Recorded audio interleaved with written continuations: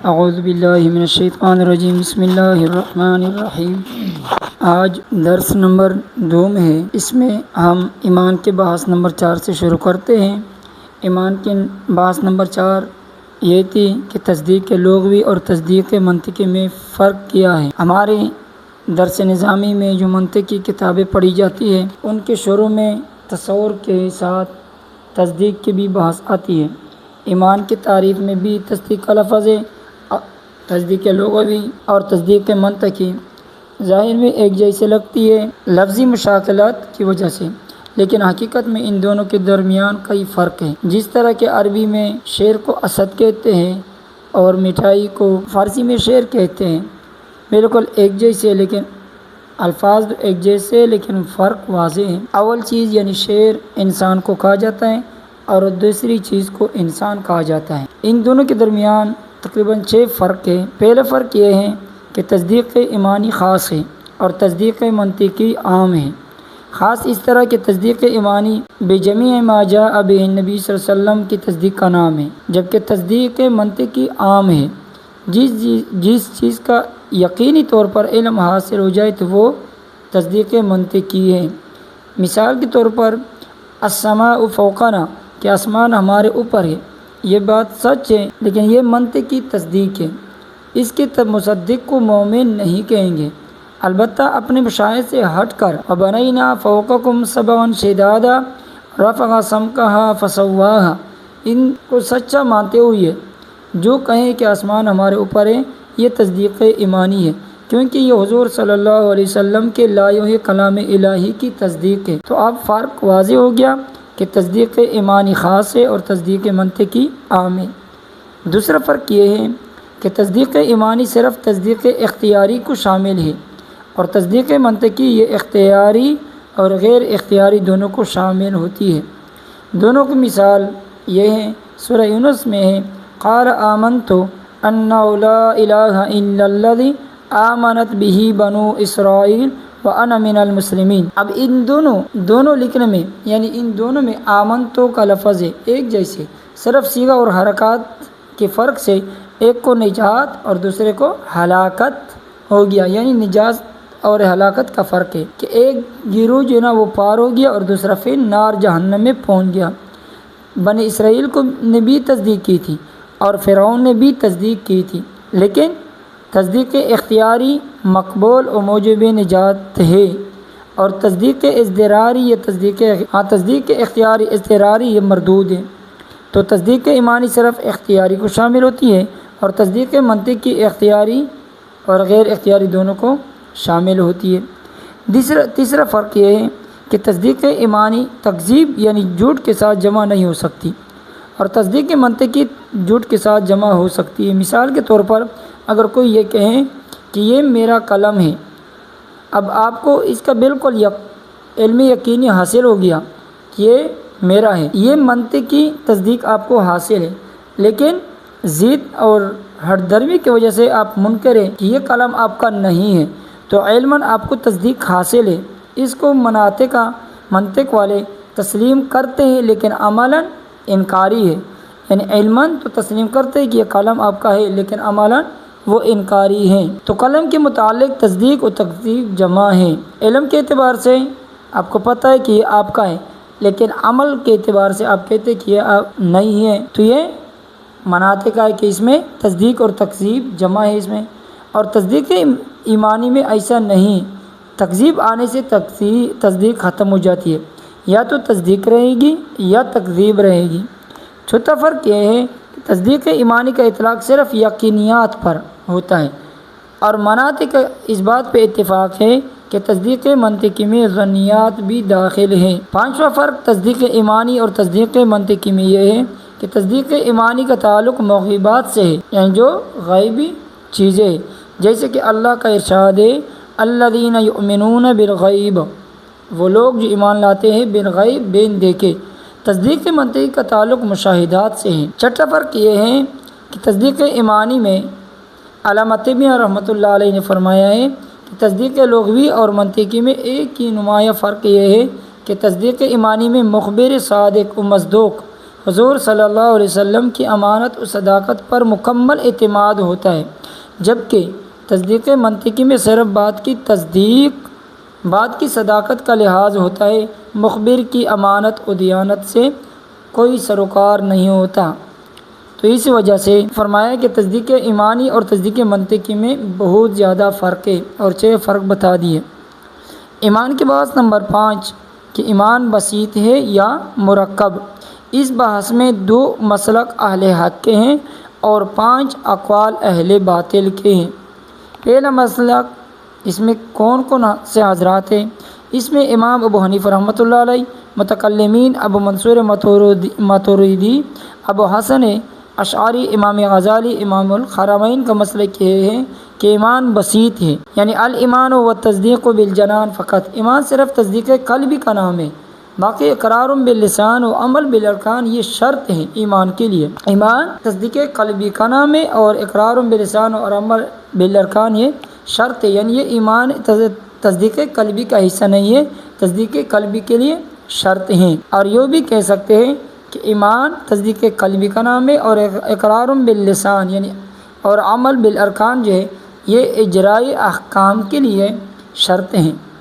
دوسرا مسلک جو ہے وہ ائمہ ثلاثہ اور محدثین کا مسلک ہے، وہ کہتے ہیں کہ ایمان مرکب ہے، یعنی الایمان ہوا تصدیق بالجنان والاقرار باللسان والعمل بالارکان، کہ ایمان نام ہے، دل سے تصدیق کرنا، زبان سے اقرار کرنا اور جوارح سے عمل کرنا۔ اتنی وضاحت ہے کہ عمل چھوڑنے سے اسلام سے خارج نہیں ہوگا بلکہ مومن ہی رہے گا۔ یہ دونوں اہل حق کے مسلک ہیں اور باہم قریب بھی ہے، کیونکہ پہلے مسلک والوں نے اقرار و عمل کو غیر ضروری نہیں کہا بلکہ تصدیق کے ساتھ اقرار و عمل ضروری ہے۔ صرف اتنا فرق ہے کہ مسلک اول میں یہ اقرار باللسان اور عمل بالارکان شطر حصہ نہیں بلکہ شرط ہے، اور مسلک ثانی میں شطر ہے، یعنی وہ حصہ ہے تصدیق قلبی کا۔ البتہ دونوں کے نزدیک یہ عمل بالارکان اور اقرار باللسان ضروری ہے۔ مسلک اول کے دلائل کہ ایمان کا محل دل ہے، صرف تصدیق قلبی کا نام ہے، ان کے نزدیک ان کے کچھ دلائل ہیں۔ نمبر 1 قرآن پاک کی آیات ہیں، اولئک کتب فی قلوبہم الایمان نمبر 2 ولما يدخل الایمان فی قلوبکم، نمبر 3 الا من اکرہ وقلبہ مطمئن بالایمان، نمبر 4 قالوا آمنا بافواہہم ولم تؤمن قلوبہم۔ یعنی مذکورہ چاروں نصوص میں ایمان کا محل قلب دل قرار دیا گیا۔ ظاہر بات ہے کہ اقرار و عمل کا محل دل نہیں بلکہ زبان اور اعضاء اندام ہے، اس لیے صاف ثابت ہوا کہ ایمان بسیط ہے جس کا محل دل ہے۔ حقیقت کے اعتبار سے بھی ایمان و عمل کے درمیان تفاوت اور تغیر ہے، جیسے کہ اللہ کا ارشاد ہے وَأَمَّا مَنْ آمَنَ وَعَمِلَ صَالِحًا فَلَهُ جَزَاءً الْحُسْنَى، یہاں عمل کو آمنہ پر عطف کیا اور مطوف علیہ کے درمیان تغیر ہوتا ہے، تو معلوم ہوا کہ ایمان اور عمل کے درمیان تغیر ہے۔ دوسرے مسلک کے دلائل سورہ بقرہ کے ایک آیت ہیں لیس البر ان تولوا وجوہکم قبل المشرق والمغرب ولکن البر من آمن باللہ والیوم الآخر والملائکۃ والکتاب والنبیین وآتى المال علی حبہ الی آخرہ واقام الصلاۃ وآتى الزکاۃ۔ اور اس طرح حضرت دوسری دلیل حدیث سے عن ابی ہریرہ رضی اللہ تعالیٰ عنہ الایمان بضع وستون شعبۃ والحیاء من الایمان۔ اس کے علاوہ کئی احادیث متعدد ان جیسے آیات اور روایات سے یہ حضرات استدلال کرتے ہیں کہ ایمان مرکب ہے۔ حضور صلی اللہ علیہ وسلم نے کئی اعمال کو ایمان کے ساتھ ذکر فرمایا، یعنی اس سے معلوم ہوا کہ ایمان مرکب ہے۔ تو ان دلائل کا جواب مسلک اول والے کی طرف سے یہ ہے کہ ان نصوص کا جواب یہ ہے کہ ایمان پر اعمال صالحہ کا اطلاق یہ ثمرات اور آثار کی وجہ سے ہے، حقیقت میں داخل ہونے کی وجہ سے نہیں۔ یہ بات نہیں ہے کہ یہ اقرار باللسان اور عمل بالارکان وغیرہ ایمان میں داخل ہیں۔ آپ اس طرح بھی آپ سمجھ سکتے ہیں، ایک مثال ہے کہ شمس سورج کا اطلاق یہ ٹکیا پر ہوتا ہے، طلعت الشمس کہ سورج طلوع ہوا، اس کے ضوء پر بھی ہوتا ہے، یعنی جو روشنی ہے اس پر بھی ہوتا ہے۔ جس طرح کہتے ہیں کہ فلان فی الشمس، فلاں شخص روشنی میں ہے، تو پہلا اطلاق اس کے حقیقت پر ہوا اور دوسرا اس کے اثر پر ہے۔ تو حاصل جواب یہ ہے کہ ایمان کی حقیقت پر اطلاق ہوتا ہے، جیسا کہ مسلک اول کے دلائل میں ہے، یعنی دل ہے، اور ثمرات ایمان پر اطلاق ہوتا ہے، جیسے کہ مسئلہ ثانی کے دلائل ہے۔ علماء فرماتے ہیں کہ یہ دونوں مسلک اہل حق اہل سنت والجماعت یہ دونوں کا موقف ٹھیک ہے۔ ایک تیسرا فرقہ ہے جو یہ باطل میں سے، یعنی 5 جو اقوال ہے وہ اہل باطل کے، ان میں سے جو تیسرا ہے اور اہل باطل میں سے پہلا قول ہے کہ مرجئہ کا قول ہے۔ مرجئہ کے نزدیک ایمان صرف تصدیق قلبی کا نام ہے۔ ان کا کہنا تھا کہ اقرار باللسان ضروری نہیں ہے، نہ عمل مفید ہے، اور یہ کہا کرتے تھے کہ ایمان کے ساتھ گناہ کوئی نقصان نہیں دیتا، جیسے کفر کے ساتھ اطاعت مفید نہیں ہے، اس طرح ایمان کے ساتھ گناہ بھی مفید نہیں ہے، اگرچہ عمل کو انہوں نے مؤخر کر دیا ہو۔ ان کی دلیل یہ ہے، حدیث پاک میں ہے من قال لا الہ الا اللہ دخل الجنہ، اس طرح ایک اور حدیث میں ہے وَإِن زنا وَإِن سرق، کہ گناہ دخول جنت سے مانع نہیں ہے، باوجود ارتکاب کبائر کے کہ جنت میں داخلے کی بشارت ہے۔ تو معلوم ہوا کہ ایمان کے ساتھ عمل نہ مفید ہے اور نہ مضر ہے۔ اور عقلی دلیل یہ پیش کرتے ہیں کہ صاحب ایمان کو دوزخ میں ڈالنا یہ ایمان کی توہین ہے، گویا کہ ایمان کو دوزخ میں ڈالا گیا، اس لیے عمل ضروری نہیں، صرف تصدیق قلبی یہ ایمان ہے اور ایمان کا نام ہے، اور نجات کے لیے صرف تصدیق قلبی کافی ہے۔ اس کے لیے جواب یہ ہے کہ مرفوع حدیث ہے کہ لا يدخل الجنت النمام، لا يدخل الجنت قطات، لا يدخل الجنت جسد غذا بالخرام الاخری۔ اور اس طرح ایک آیت میں ہے من يقتل مؤمنا متعمدا فجزاؤه جہنم۔ تو اب کہاں رہا تصدیق قلبی کہ صرف تصدیق قلبی جنت لے جائے گی، یہاں تو چوغلی جنت سے آڑ بن گئی، نہ حق کے قتل مومن نے دوزخ میں دھکیل دیا، اس لیے قول باطل ہے۔ باقی بدعمل مومن کا دوزخ میں ڈالنا توہین ایمان کے لیے نہیں بلکہ گناہوں سے تطہیر کے لیے ہوتا ہے، کہ جو مومن گناہوں کی وجہ سے جہنم میں ڈالا گیا تو وہ گناہوں سے تطہیر کے لیے ڈالا گیا کہ ان کو گناہوں سے پاک کیا جائے، پاک کر کے پھر جنت میں داخل کیا جائے۔ چوتھا قول جہمیہ کا ہے، وہ یہ کہتے ہیں کہ ایمان صرف معرفت قلبی کا نام ہے، مزید یہ کہتے ہیں کہ صرف اختیار ہوا معرفت، یعنی اللہ کی معرفت اختیاری ہو یا غیر اختیاری، بس یہ ایمان کے لیے کافی ہے، تصدیق قلبی اور انقیاد شریعت کی کوئی ضرورت نہیں ہے۔ ان کی دلیل حدیث اسی کتاب کے اندر مسلم شریف میں ایک حدیث ہے، اس میں وارد ہے کہ من مات وهو یعلم، جو بندہ مر گیا اس حال میں کہ وہ جانتا ہو کہ انہ لا الہ الا اللہ، کہ اللہ کے سوا کوئی معبود نہیں، دخل الجنہ۔ اب یہاں وہ یعلم اسے معرفت اور دانست کا معنی لے رہے ہیں، کہ یعلم کا معنی ہے کہ وہ صرف بس جانتا ہو، تو یہ دخل الجنہ کے لیے کافی ہے۔ تو اس کا جواب یہ ہے کہ یہ بھی قول نہایت قابل حیرت اور نقش بر آب کی مثل ہے، صرف جاننے سے نجات کے دعوے دار بلکہ جنت کے ٹھیکیدار بن رہے ہیں، حالانکہ اللہ رب العزت نے فرمایا فلما جاءهم ما عرفوا كفروا به فلعنۃ اللہ علی الکافرین۔ اس طرح ایک اور آیت ہے الذین آتیناہم الکتاب یعرفونہ کما یعرفون ابناءہم۔ تو معرفت، کفر، لعنت ایک ساتھ ہی مشرکین مکہ جانتے تھے حضور صلی اللہ علیہ وسلم کو، لیکن پھر بھی وہ مشرکین مکہ ہو گئے، وہ کافر ہو گئے۔ پانچواں قول کرمیہ کا ہے، وہ یہ کہتے ہیں کہ الایمان اقرار باللسان فقط، کہ ایمان صرف اقرار زبان سے اقرار کا نام ہے، تصدیق کی ضرورت نہیں ہے، نہ تعمیل کی، بس اقرار ہونا چاہیے۔ استدلال نبی علیہ الصلوۃ والسلام کے منافقین کے ساتھ جو برتاؤ ہے ان سے استدلال کرتے ہیں کہ صرف اقرار لسانی کی وجہ سے ان کے ساتھ مسلمانوں جیسا برتاؤ کیا جاتا تھا۔ یہ دلیل اقرار لسانی کہ معتبر اور مفید ہے، جو منافقین کے ساتھ کیا جاتا تھا تو وہ بھی صرف زبان سے کلمہ پڑھتے تھے، دل میں تو نہیں تھا۔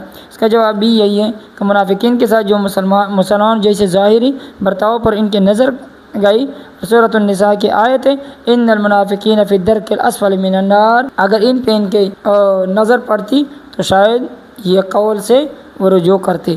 چھٹا معتزلہ کا قول ہے، یعنی چھٹا قول باطل وہ معتزلہ کا قول ہے، وہ یہ کہتے ہیں کہ ایمان تصدیق قلبی، ایمان تصدیق قلبی، اقرار لسانی اور عمل بالجوار تینوں کے مجموعے کا نام ہے۔ یہ تینوں ایمان کے اجزاء ترکیبیہ لازم ہیں کہ کسی ایک جز کے کم یا فوت ہونے سے ایمان باقی نہیں رہتا۔ پھر ایک نئی اصطلاح اختراع کی کہ منزلۃ بین المنزلتین، کہ مرتکب کبیرہ یہ ایمان سے خارج ہو جاتا ہے، کفر سے باہر رہتا ہے، یعنی ایمان و کفر کے درمیان ہوتا ہے۔ حکم عدولی کہ اس لیے تو مومن نہیں رہا، یعنی یہ نافرمانی کی اس لیے مومن نہیں رہا، اور کافر اس لیے نہیں ہوا کہ تصدیقی قلبی موجود ہے۔ یہ درجہ فسق ہے، یعنی ان کے نزدیک یہ فاسق فاجر ہیں اور مخلد فی النار بھی ہے۔ ان کی دلیل وہی قرآن پاک کی آیت ہے وَمَن يَقْتُلْ مُؤْمِنًا مُتَعَمِّدًا فَجَزَاؤُهُ جَهَنَّمُ خَالِدًا فِيهَا۔ تو اس کے جوابات مختلف ہیں۔ ہم اس کو یہ دے رہے کہ خلود فی النار کی سزا یہ مستحل کے لیے ہے کہ جو مومن مرد کو، مومن مسلمان کو قتل کرنا جائز سمجھتا ہو تو اس کے لیے یہی سزا ہے۔ اور یہاں یہ توبیخ کے لیے، زجر و توبیخ کے لیے ہے۔ اور یا ایک اور جواب یہ ہے کہ خلود سے مراد مقصد طویل ہے، کہ طویل زمانے کو جو ہے نا وہ جہنم میں ڈالا جائے گا۔ اور قول ساتواں قول خوارج کا ہے، یہ کہتے ہیں کہ ایمان یہ بھی تصدیق قلبی، اقرار لسانی، عمل بالارکان، تینوں امور کے مجموعے کے ایمان کہتے ہیں۔ یہاں تک کہ تو یہ معتزلہ کے ساتھ ہیں، پھر ان سے ایک قدم آگے ہیں۔ اس طرح کے مرتکب کبیرہ کو ایمان سے خارج کہتے ہیں، یعنی معتزلہ کہتے ہیں کہ یہ منزلہ تو بین المنزلتین ہے، کہ یہ نہ کافر ہے نہ مومن ہے بلکہ فاسق ہے۔ اور خوارج کہتے ہیں کہ نہیں، یہ گناہ کبیرہ اگر کوئی کر لے تو یہ کافر ہو جاتا ہے، یہ مسلمان نہیں رہتا۔ ان کے استدلال دلیل قرآن پاک کی آیت ہے وَمَن لَّمْ يَحْكُم بِمَا أَنزَلَ اللَّهُ فَأُولَٰئِكَ هُمُ الْكَافِرُونَ، کہ جو اللہ کے نازل شدہ کتاب کے مطابق فیصلہ نہ کرے تو وہ کافر ہیں۔ اس کا جواب بھی یہی کہ وَمَن لَّمْ يَحْكُم بِذَلِكَ مُسْتَهِينًا بِهِ مُنكَرًا لَهُ، کہ حکم الہی کی حقارت کرنے والا منکر مراد ہے، اور جو شخص اللہ کے حکم کو حقیر سمجھتے ہوئے انکار کرے اس کے کفر میں کوئی شک نہیں ہے۔ تو یہ آیت مستحین اور منکر کے بارے میں ہے، مرتکب کبیرہ کے لیے اس سے استدلال صحیح نہیں ہے۔ اور دوسرا جواب یہ بھی ہے کہ حضرت عبداللہ ابن عباس نے فرمایا وَمَن لَّم يَحْكُم جَاحِدًا، یعنی جحود اور حکم واقعی کفر ہے، کہ جو شخص قرآن پاک کے ایک آیت سے انکار کرے اور ان کے فرمان سے انکار کرے تو یہ واقعی کفر ہے۔ تو یہ تھا ایمان کے مباحث میں سے پانچواں بحث، اور اس میں ایمان بسیط یا مرکب، اس کے بارے میں جو اقوال تھے 5-7، ان میں سے 2 اہل حق کے تھے اور یہ 5 اہل باطل کے تھے، اور آپ نے سن لیا۔ انشاءاللہ جو آگے 7 اور نمبر 8 2 مباحث تھے وہ اگلے درس میں بیان کریں گے۔ صدق اللہ العظیم۔